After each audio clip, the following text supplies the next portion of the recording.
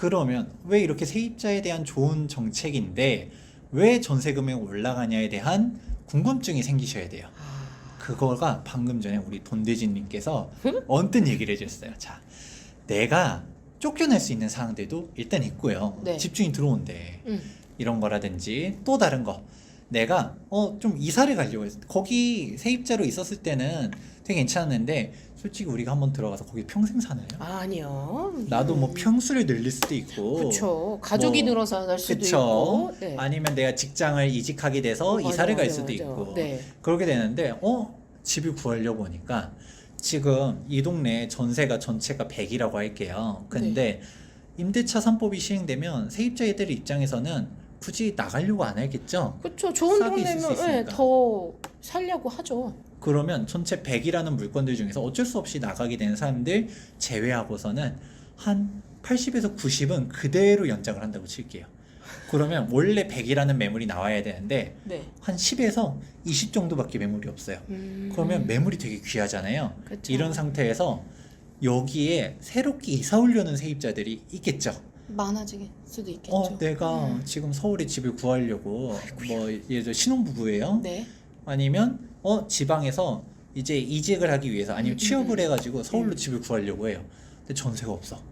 그러면 돈을 많이 줘야지 구할 수 있을까요? 적게 줘야지 구할 수 있을까요? 많이 줘야지 구할 수 있죠.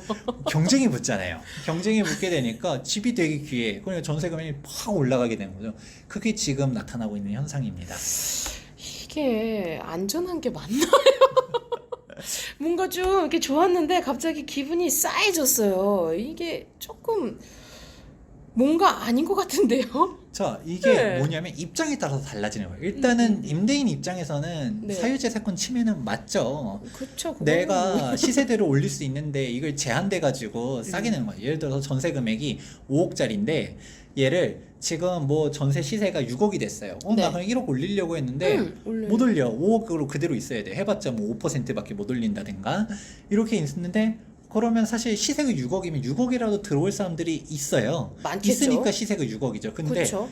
이게 6억에 내놓을 집들이 계속 5억에 눌러 앉아 있으니까 원래 6억에 나올 집들이 전세 가격이 더 올라서 7억에 내놔도 사람들이 거기 들어간다라는 거예요. 그렇게 나오게 되는 거고, 그러니까 지금 전세 가격이 올라가고 있는 건데 얘를 어떻게 얘기할 수 있냐? 네. 정의를 내리자면 이게 임차인에 대한 보호는 보호인데 기득권 임차인이 되는 거죠. 원래 그 지역에 살았던 임차인들은 법의 혜택을 받는 거고, 새롭게 그 지역에 신규 편입되는 임차인들은 법의 보호를 못 받았잖아요. 원래 있었던 세입자들이 규제를 네. 이제 임대인들이 규제를 받으면서 임차인들이 보호를 받는데, 새롭게 들어가려는 세입자들은 집 구할 게 없어. 있어야 들어가지 뭐. 그러면 이제 우리가 주택은 위식 주 중 하나란 말이에요. 네, 중요한. 솔직히 내가 뭐 입는 거 명품 안 입고 그쵸. 좀 뭐 이게 싸게 입을 수도 있고, 먹는 것도 조금 줄일 수 있고. 뭐 굳이 너 엄청 비싼 거 뭐 스테이크 안 써도 맞아, 되잖아요. 맞아. 그냥 좀 돼지고기 내가 구워 먹고. 네. 삼겹살 구워 먹고 이럴 수도 맞아요. 있어요. 근데 집은 없으면 어떡할 거예요? 나 앉을 거예요? 비 오면 비 맞고 뭐 잘 수도 없는 거고 그거는 아닌 것 같아요. 뭐 노숙할 순 없잖아요. 그쵸. 그러니까 또. 집이 필요한데 일단 집을 없는 거예요. 일단 전세 매물이 없고 그러면 우리가 전세가 없다. 그럼 월세로 가야 돼?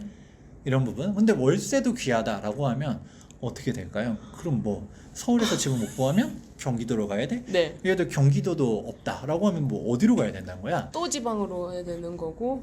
그렇죠. 이게 문제가 되다 보니까 전세 가격이 왜 올라가느냐? 새롭게 신규 편입되는 사람들이 그걸 올리는 거죠.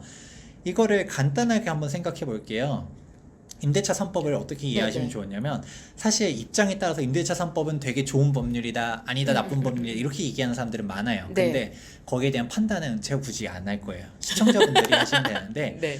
이거를 계산하기 편하게 읽게 어떤 동네가 있는데 네. 전체 집이 네. 100가구가 있어요. 네. 100가구가 있는데 100가구? 이 중에서 네. 집주인도 살 거 아니에요. 50가구는 집주인이 살고 있고 50가구는 임차인들이 네. 있어요. 세를 준 거고. 그쵸. 네. 임차인들이 살고 있는데 우리가 전월세 상한제가 딱 지정돼요.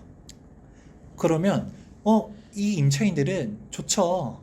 우선은 좋죠. 그쵸. 임대료를 네, 막 못 네, 올리니까 네, 네. 임대인들은 싫지만 네. 그러면 이제 이게 집값 안정에 도움된다라고 얘기하는 사람들은 어떤 사람들이 있냐면 이렇게 전세 금액을 마음대로 못 올리고 이렇게 되니까 집주인들이 이게 사유재산권이 침해되면 이거 집을 팔지 않겠냐. 즉 임대료도 계속 종부세니 뭐니 올라가야 되니까 팔면 집주인은 50명이 했잖아요. 이 50명 중에서 다주택자들이 있었을 거예요. 이 그쵸. 사람들이 집을 팔면 임차인이 집을 사게 되고 그러면 좋다. 그러면 이제 서로 행복해질 수 있다라고 얘기하는 거가 딱 이런 식으로 폐쇄된 경제 상황에서는 그게 실현될 수 있어요. 근데 이게 이 100세대가 있는 데에서 한 10명, 20명이 이쪽 이 A시라는 데로 이사를 네. 오려고 하는 거예요. 그런데 집이 없잖아요. 못 이제 들어오죠. 그렇게 되니까 전세 금액이 이 50가구 중에서 딱 2가구가 전세로 나왔네. 이거를 막 사람들이 막 엄청나게 돈을 줄 수 있는 그쵸. 사람들이 사는 거고. 근데 내가 전세를 못 구한다. 그럼 집을 아예 사는 거잖아요. 임대인들 중에서 집을 파는 사람들이 나왔었을 때 제가 앞서서 세입자를 쫓아낼 수 있는 네. 권리 중에 하나가 뭐가 있다 했죠? 거주. 그쵸, 거주. 근데 내가 살고 있는 집이 있는데 이 세입자 쫓아내고 내가 거기 거주하는 것도 사실 쉽진 않잖아요. 근데 그쵸? 그거는. 이 세입자가 있는 집을 매수자가 이제 임차를 구해야 되는 사람들이 임차를 못 구하니까 그냥 네. 그 집을 사버려서 나 여기 입주할 거야, 너 나가 할 수도 있잖아요. 그렇죠? 그렇게 되면 이 세입자도 나는 기득권 세입자인 줄 알고 좋아했더니 내가 집을 비워줘야 되면 또 전세 찾을 데가 없어. 이게 되풀이 되는 거예요. 그러면 전세 가격도 올라가고 매매 가격도 올라가고 이렇게 되는 거죠. 완전 뒤통수 같은 느낌이 그쵸. 팍 드는데요. 자, 근데 네. 이런 간단하게 든 예시에서 핵심이 있어요. 뭐냐면 이 100가구가 사는 네. 동네에 네. 뭐 10가구든 20가구든 새롭게 신규 입주하려는 사람이 있어야지 이 현상이 나타난다는 거예요.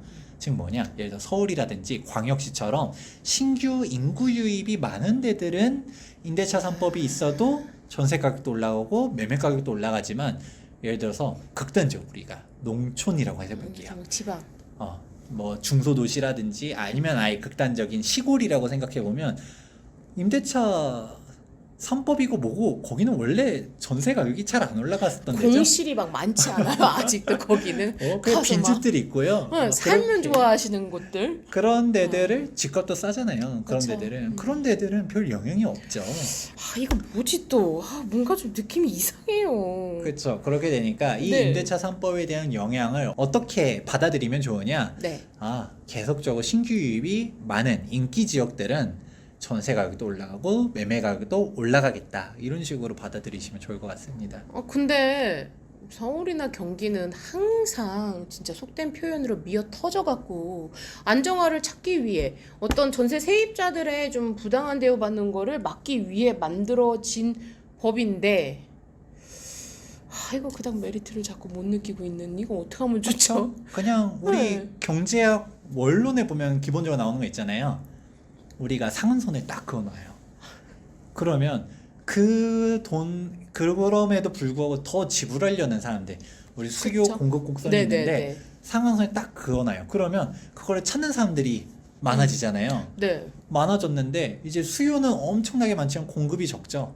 그 가격에 공급할 사람들이 적잖아요. 그러면 우리가 시장 외에서 그러면 내가 돈을 이렇게 더 주더라도 이거를 살게라고 네. 하든가 이런 식으로 찾게 되는 것처럼 이거를 어떻게 가격 통제를 할 수 있는가, 수요를 아예 줄여버리지 않는 이상은 자, 그러면 공급을 이렇게 제한을 시켜버리면 수요를 완전히 줄여버려야 되는데 얘를 어떤 식으로 할 수 있냐? 네. 우리가 사회주의 국가 대표 중국을 네, 들 수 네, 있죠. 중국에는 어떤 정책이 있냐면 네. 호구제도라고 있어요. 즉 도시에 거주 이전의 자유를 쉽게 안 주는 거죠.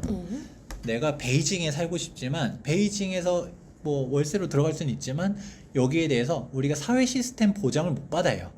원래 농촌 지역에 살던 사람이 네. 뭐 베이징에 갔다 해가지고 거기서 복지를 받을 수 있고 이런 차별들을 주기 때문에 그냥 실질적으로 그쪽에서 집 사고 거기서 뭐 직장 얻고 이걸 못 한다라는 거죠. 그렇게 제한을 해도 지금 베이징, 상해 이 집값이라든지 임대료 싼가요? 비싸요. 그쵸. 기본적으로 우리가 이렇게 제한을 해도 그렇다라는 거예요. 그런데 제한마저도 없다라고 하면 네. 그냥 엄청 올라가겠죠. 그런데 우리나라에서 과연 진짜 그런 사회주의 국가처럼 중국처럼 너가 울산 사람이야. 그러면 서울에 집 못 사. 이런 식으로 할 수 있을까요? 절대 못해요. 그거는 너 농촌이면 농촌에서 뼈를 묻어야지. 뭐 어디서 도시로 오려고 그렇게 할 수 차별. 있을까요? 그건 진짜 거주 이전의 자유를 침해하는 거거든요. 그쵸. 그런 건데 이게 수요를 어떻게 줄이겠냐라는 거예요. 직장이라든지 관건이. 뭐 이런 것들이 다 여기 서울에 있는데 네. 내가 이런 부분 근본적인 부분들을 그냥 눈 가리고 아웅하는 거죠. 사람들이 서울에 살고 싶은 거를 기본적으로 다 싹 무시해버리고서 일단 임대료도 못 올리게 하면 좋겠다라고 하면 새롭게 들어오려는 사람들은 어떻게 하냐. 이게 임대차 3법의 맹점이라고 할 수 있습니다. 그럼 진짜 별로 마음에 안 들어요. 노력하셔서 만든 건 알겠는데 참 화이팅! 진짜 이렇게 마무리를 해야 될 것 같네요, 진짜.